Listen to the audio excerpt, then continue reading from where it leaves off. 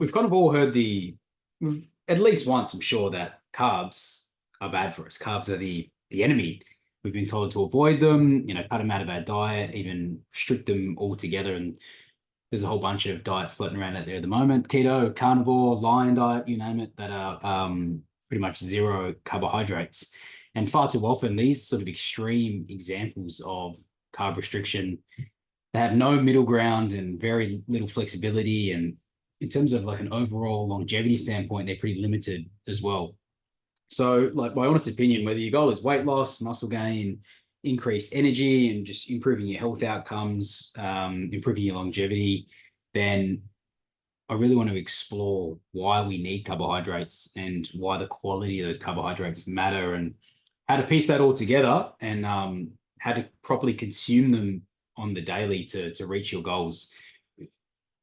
So let's actually start with the problem with not eating carbohydrates. So most people cut carbs, and that reduction comes at a cost. And initially, people will see a fair bit of weight loss with a low to nil carbohydrate diet.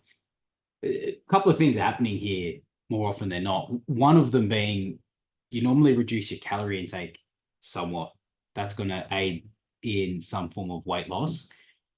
You drop a lot of glycogen out of your muscle, and that will result in some weight loss. And you'll also drop a lot of water weight, and that'll also drop in some weight loss. So that initial week or two, people see pretty good, significant results, but they're normally the result that they're seeing, with not as much being sort of the fat loss that they're actually after. So what else happens on a low carb diet over a period of time, especially if you're exercising regularly, which is going to be most of the people in the studio and who are going to listen to this either here today or on the replay. So a couple of things happen. You decrease your thyroid output, you increase your cortisol output, you can have a decrease in testosterone. This normally leads to impaired mood and lower cognitive function. You'll get some muscle catabolism, and it can lead to a suppression in your immune function. So what does all that actually mean? Well, it means your metabolism might slow, your stress hormones will go up, and your muscle building hormones will go down, leaving you feeling pretty lousy, spaced out, sluggish, cranky, and you might even get a little sick. So a long-term low-carb strategy isn't something I would ever really recommend, because the cost benefit of it is just far too high. Short term, there can be some real benefits. It can really improve digestive health, depending on the quality of the carbohydrates that someone's been having. So taking them and removing them can be a real benefit to somebody. We can use it to then reintroduce carbohydrates at a later date, so people can get more awareness around which types of carbohydrates feel good, don't feel good, bloat, give discomfort, all that kind of jazz. So there's some real benefits to it on the short term under certain circumstances, mainly being that it's still going to be a positive emotional outcome for the person that we're working with. If that's not going to be the case, we don't do it all together. So let's actually delve into carbohydrates. Now, 4 grams per calorie is your carbohydrates, and we want someone's diet to be about 40% carbohydrates. What we standardly see is carbohydrate diets for 50, 60, 65% plus. Now, the issue with that, because there's some real benefits which we're about to get into, is the lack of their other macronutrients they have in response to having such a high carbohydrate intake. That's one. The second is too high a carbohydrate intake has a really large effect on somebody's blood sugar, and that it throws it all out of balance. It means they're riding a real energetic roller coaster all day. High blood sugar will then lead to a high insulin response. That high insulin response, what comes up must come down, leads to a crash. Once you've had your crash, you'll get a high cortisol output, and that stress hormone just will give your nervous system a pretty big jolt and lead to a whole bunch of anxiousness, other feelings, but it decreases all of the different functions that you actually want to just be optimal in health, let alone for fat loss, muscle building, and digestive health. So there's a lot of good carbs versus bad carbs. It's a statement you hear pretty often. I don't love that statement. I don't like the way it mentally instills a point of view for people about food. I don't like any statement that gets people thinking that way. There's so much more to food than good versus bad. It's not quite as linear as that. I truly believe food is meant to nourish our physical, mental, and emotional well-being. And I truly do believe if you can get the balance in your emotional well-being and your food to coincide, you will set yourself up for a really strong long-term relationship with food that's positive. And that often indicates and dictates the best possible results for people, no matter what avenue of result they're looking for. I kind of prefer to, or today I'll kind of refer to them as healthy or smart carbs. And all I'm really considering is the carbohydrates that best support long-term physical health from a physiological point of view. And then we'll kind of get into some of the emotional, mental health aspects around eating later. So one thing I want people to consider with their carbohydrate intake is the density, the nutrient density of their carbs. Now, just some carbs are more nutrient dense than others. So some contain more vitamins, more minerals, more nutrients. And these are commonly referred to as your healthy carbohydrates or your smart carbs. Your less nutrient dense carbohydrates will often be referred to as your refined carbohydrates. Now, refined carbohydrates are this way because they just essentially go through a few more steps. They're between like harvesting and getting onto your plate, and these additional steps of processing often just strip away some of the carbohydrates, nutrients, its fiber, its complexity, and just some of the nutrient, vitamin, mineral values. So, the nutrient dense or healthy carbs, they can be referred to as starchy or non-starchy carbohydrates. Now, so what is it? Why does that even matter? Well, because the quantity on your plate of each kind of category makes a difference in how you feel, and therefore your net sort of goal result in because of that. So starchy, we're thinking beans, lentils, buckwheat, quinoa, whole grains, sweet potatoes. Non-starchy things like broccoli, cabbage, cauliflower, peppers, salad, greens, right? And the way I kind of like to approach a lot of foods is really through the traffic light system and, red, yellow, green. I don't want people to demonize red. That's not what it's about. It's mainly from a physiological health profile that we're kind of assessing these nutrients. So is it nutrient dense, and what's the cascade of that nutrient density going to be on the person? That doesn't mean that saying that's red doesn't really feed the emotional, mental health, well-being portion of somebody's life, which in turn, once that's balanced out, can give the motivation and the balance that someone's looking for. And that can be any macronutrient across any food group that we're kind of working with. So my whole idea isn't to get every single person's diet to have nothing but green ticks. It's about to have people to have the cognizance to understand what a red is, and if it has, quote unquote, less nutrient value in terms of the physiological response it's going to give. I just want people to make a cognizant reason as to why it's in there for the week, and then get to another level, which is to be guilt-free about that decision. But that is a topic for another day. So like, what would that look like in terms of, actual food? Red would be, just standard sugar. It would be most cereals that are in your supermarket. It'd be sort of canned fruit. It'd be, fries from the pub. It would be bags of chips, pastries, muffins, what people would refer to as the good stuff. That all kind of floats around in the red category. And it's high in calories, it's low in nutrient density value, and the cascade that those foods give you in terms of blood sugar rises, high cortisol, and the impact that has on your body is kind of why it sits in the red category. They're often also like filled with vegetable oils, which kind of exacerbates that whole process as well. A yellow might be granola, muesli bars, some versions of crackers. Most pastas and sort of wraps would fall into this category. And your green is going to be, it's pretty much just whole foods. So beans, lentils, buckwheat, quinoa, whole grains, wild rice, fresh and frozen fruits, your potatoes and your barley, all of those categories, that's your greens, and mainly because of the net impact, the nutrient density, and the positive cascade they have, far outweigh the red counterparts. Most people would probably say that the taste of some of the reds would far outweigh some of the greens. Hence, sometimes they can feed a different part of your health and well-being journey than the greens can.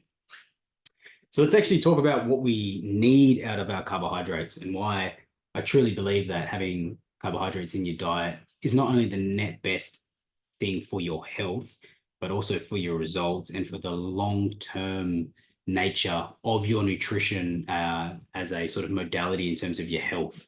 So they're your body's main reason. One is they're your body's main source of energy, not carbohydrates per se, because people often say it's sugar and starches, but it's the glucose that they're broken down into that is the primary energy source for your cells. They're really important and they contribute to overall sort of vitality. That glucose is also the biggest support for your brain function. So the demands for glucose from your brain are constant.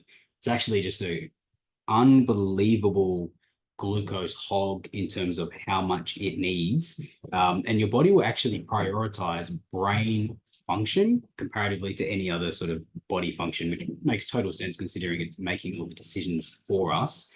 So it's not getting the demands that it wants. It'll start to impede or shut down other processes. And if we think about it from a results point of view, that's going to be maybe it'll impede fat burning. Maybe it won't do protein synthesis at a rate that recovers us properly.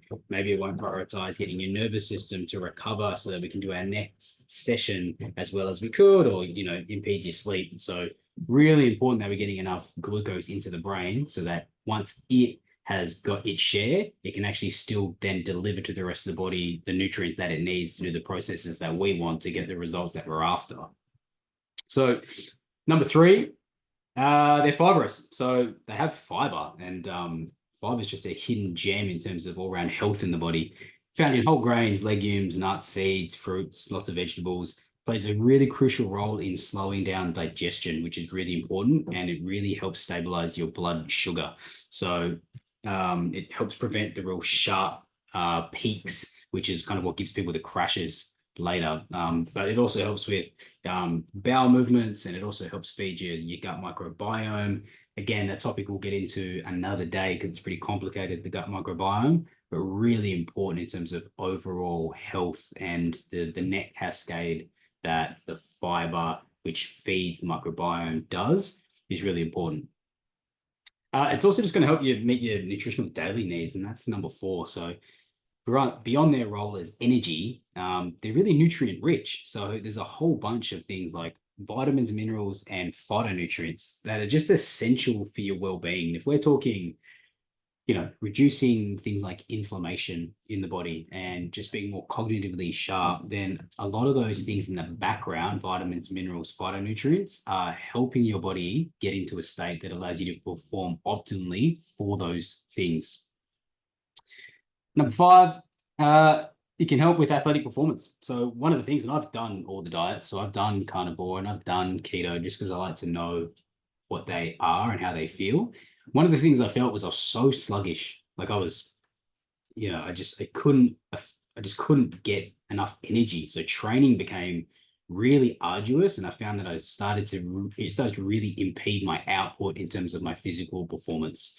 Whether that was running, whether that was strength, whether that was yoga, it actually didn't matter. I found I had way less in the tank, and within sort of 15 minutes, my levels would sharply drop, which then, if you think about it, starts to impact what I'm trying to even do in that space through that method of movement. So I got really large diminishing returns from all of those diets at a certain point in the diets. What it does, as we train, not only do you want the energy to be able to give the output for how vigorous that might be, and that could also just be the cognition you need for work output as much as it is the vigorous output of exercise. The carbohydrates are going to help you with your recovery because they're going to help restore the muscle glycogen that you need that happens post-training, which plays a really key role in helping recovery and helping you obviously get the result from the adaptation from the catalyst that you get from the training.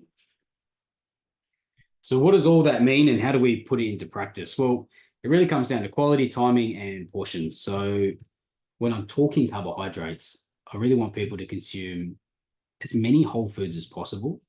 They're the most nutrient dense. They have the most positive impact on the body, and they have the least amount of negative cascade in terms of blood sugar, stress, and inflammation, which impedes results pretty significantly. I really want people like you want 40% of your diet to be carbohydrates. And for most people, that'll be a fistful on your plate for breakfast, lunch, and dinner, one starchy carbohydrate, one or more of non-starchy. Now, you're not going to overeat on salad greens and broccoli and things like that. But I want one on one, especially the one for the non-starchy, because most people undereat significantly their non-starchy vegetables and overeat their starchy carbohydrates. We then want to go, if you really want to optimize and you want to accelerate potentially some fat loss and some muscle building, post-workout carbohydrates will work significantly better. You're going to utilize the insulin sensitivity of what post-workout. So the muscles are then screaming for nutrition, which a little bit of quick carbohydrates post-training, a serving to a half serving would be great, will really help replenish that muscle glycogen, and it'll actually give you a bit of an insulin boost, which is really important because insulin, we've got high blood sugar, insulin gets activated to then draw that glucose out of the blood and transport it into the muscles. That's the messenger it has, but it's not just going to do glucose, it's going to transport some amino acids, and it's going to start the recovery and protein synthesis portion of your recovery journey too. So really important post-workout, not as important as net carbohydrate intake over the day, which would be step one. Then post-workout would be step two. And then consuming carbohydrates at dinner is step three. And there's a lot of people that, oh, don't consume carbohydrates after 5 p.m. It'll make you put on weight.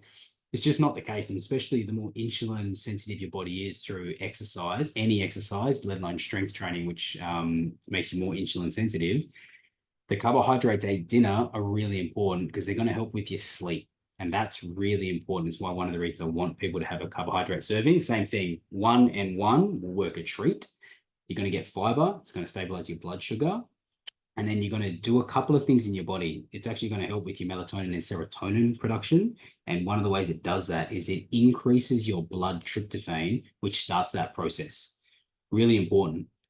What you don't want to do, though, is overeat carbohydrates at dinner, because then you're going to get a really big insulin spike followed by a really big blood sugar crash, and then your nervous system will switch over, and somewhere between midnight and 2 a.m., you'll wake up again because there'll be a big cortisol response. You'll either, if you're wearing any wearables, you'll see a real a lack of deep sleep, or you'll kind of zone in and out of light sleep through that time period, and that's just that nervous system being too activated during that time period.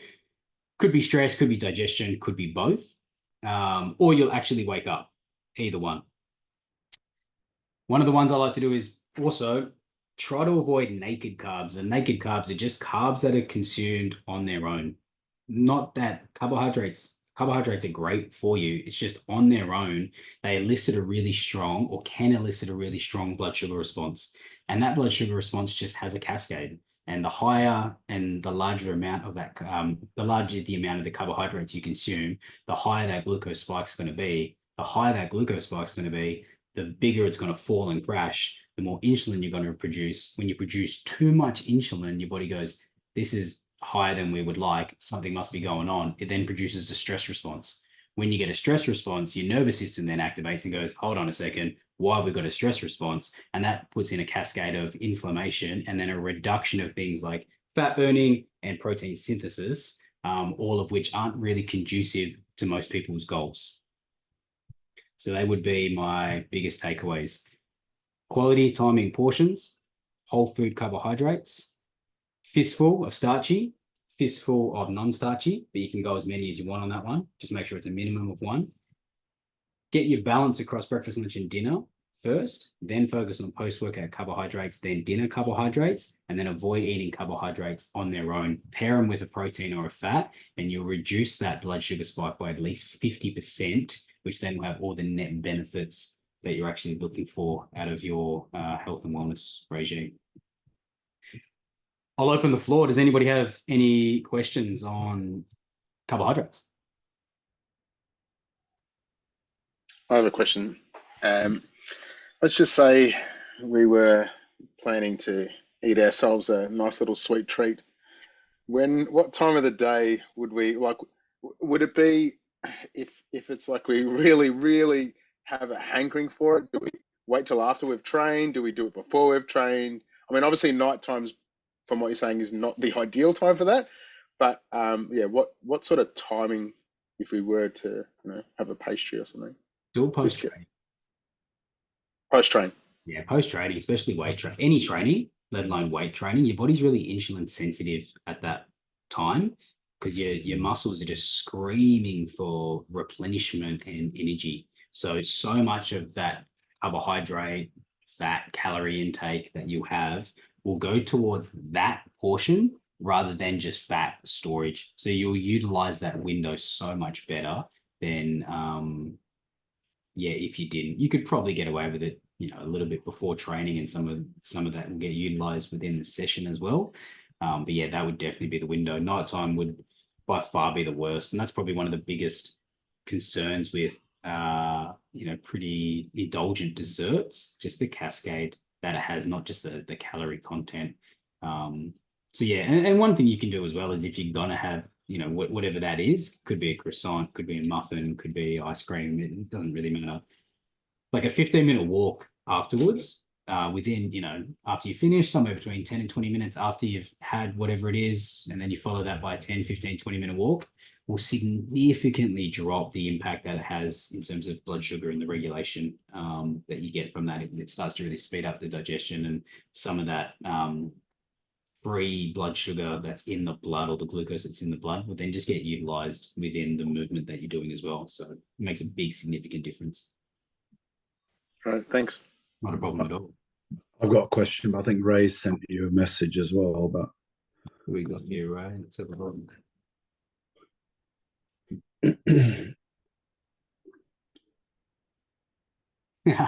Yeah, gluten. There'll be a whole level up, if not a series of level ups on the effects of gluten.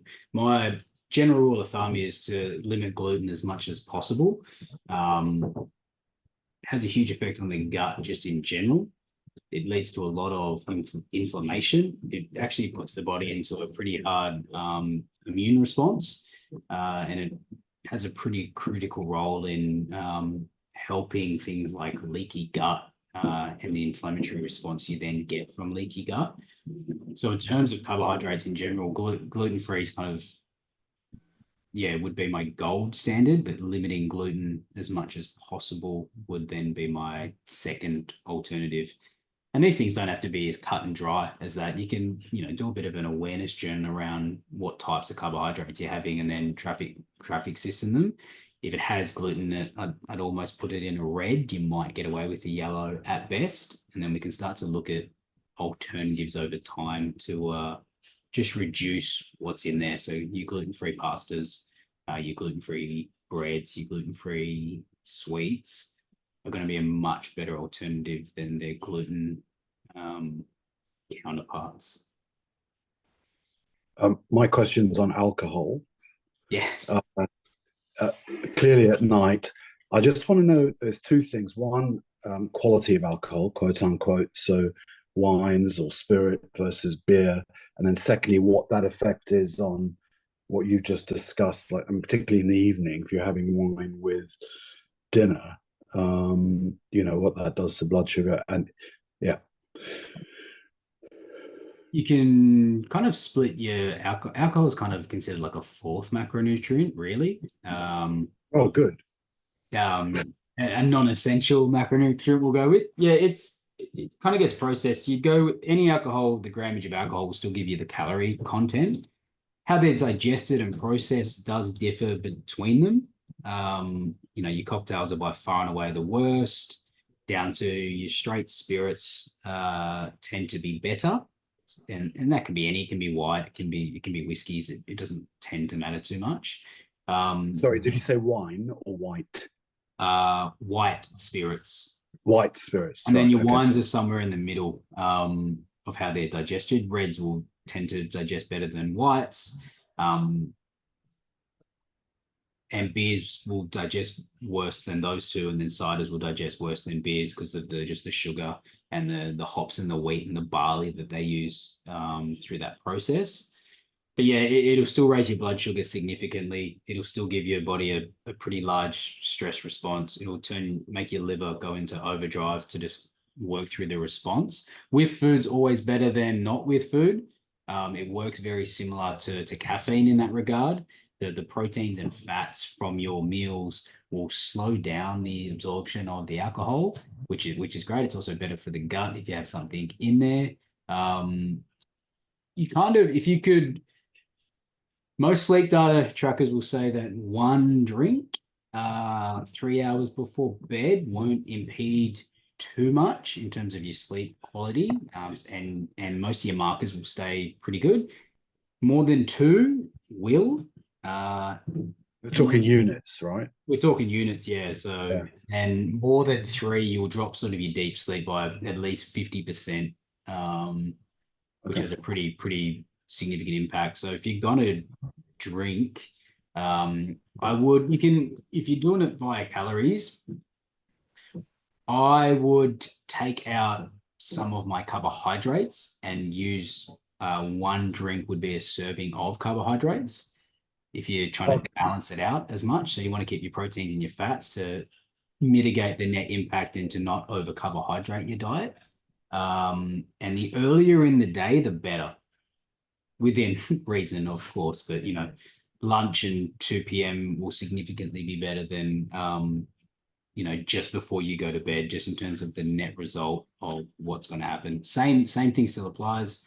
Walking afterwards, if you have a glass of wine with dinner, walking afterwards will significantly reduce the impact of that alcohol the same way it would a dessert. And then you kind of look at the units over the week, the same way I would carbohydrate intake over a week or desserts over a week, and we can kind of see where they sit and fall. With most of those things, none is always better, but for most people, life needs to be lived. So it's about just trying to find things that work for people to then find the balance for them across the board. Does that help? Yeah, no, absolutely. Thank you. Yeah, excellent. Beautiful. Anything else, gentlemen, or are we good on carbohydrates today? Oh, good. Thank you. Beautiful. Thank you very much for joining me today, and anybody listening to it on the recording.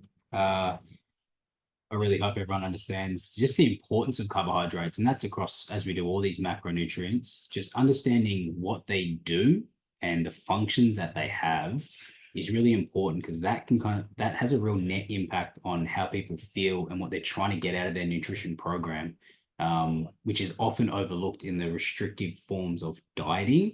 And then the stats are in that those restrictive forms of eating don't work for people across the board in the long term. So as we go, I want people to think about those as they start to make their nutritional choices. So thank you very much for joining me today. I hope everyone has a really great afternoon.